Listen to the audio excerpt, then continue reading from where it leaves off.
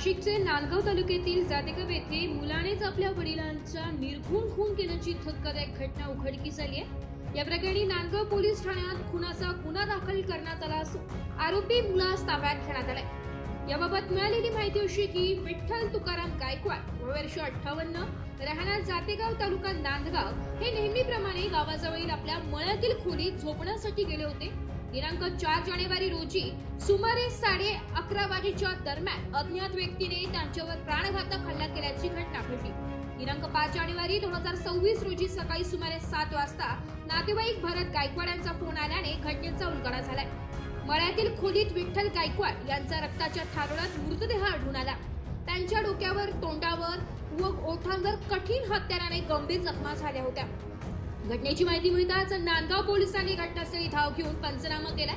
Police तपासादरम्यान मृताचा मुलगा श्रीकृष्ण उर्फ सावता विठ्ठल गायकवाड वर्ष 20 याला विश्वासात घेऊन विचारपूस करण्यात आली।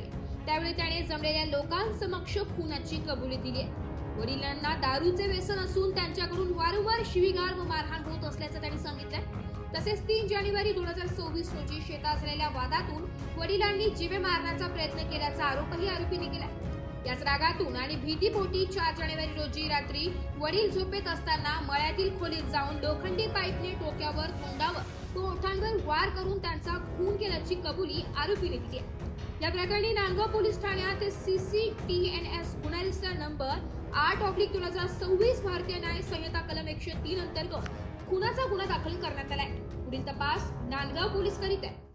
आज रोजी नांदगाव पोलीस स्टेशन येथे पोलीस ठाणे अंमलदार पोलीस हवालदार बस्ते यांना जातेगाव येथून फोनद्वारे माहिती मिळाली सकाळी की एका इसमाचा जातेगाव या गावामध्ये मृतदेह आढळून आलेला आहे। एका घरामध्ये त्याचा ठेचून मृत्यू झाला आहे अशी बातमी मिळालेली आहे। अशी घटना सांगितल्यानंतर आम्ही सर्व पोलीस थापा घेऊन घटनास्थळी हजर झालो। घटनास्थळी हजर झाल्यानंतर सदरचा जातेगावमधील मृतदेह बघितला। त्याच्या नावाची आम्ही माहिती करून घेतली। त्यांचे नाव विठ्ठल तुकाराम गायकवाड, वय 58 वर्ष, हे शेती व्यवसाय करतात आणि त्यांची ती मयत स्थितीतील परिस्थिती बघितल्यानंतर आम्ही आजूबाजूला विचारपूस केली। गावातील त्यांचं काही कोणाशी वैमनस्य आहे काय याच्याबाबत चौकशी केली। कौटुंबिक जी स्थिती आहे सदस्यांची सगळी माहिती करून घेतली। त्याच्यानंतर सगळ्या सखोल चौकशीनंतर आम्हाला त्याच्या जो मुलगा होता माहिताचा, त्याचं नाव श्रीकृष्ण उर्फ सावता विठ्ठल, त्याचं 20 वर्ष वय आहे, त्याला आम्ही विश्वासात घेतलं। तर त्याच्या हालचाली आम्हाला संशयास्पद वाटल्या।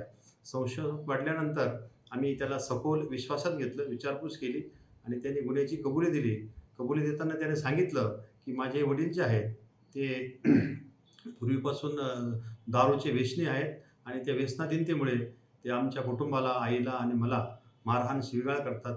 त्या मारहाण आणि शिवीगाळीला आम्ही कंटाळलो होतो। तसेच त्यांनी परवा 3 तारखेला आम्ही शेतात गेल्यानंतर मला विजेचा करंट त्यांनी देण्याचा प्रयत्न केला होता, म्हणजे मी मरून गेलो असतो अशी मला भीती होती। त्या भीतीपोटी मी त्यांच्यापासून धास्ती घातली होती।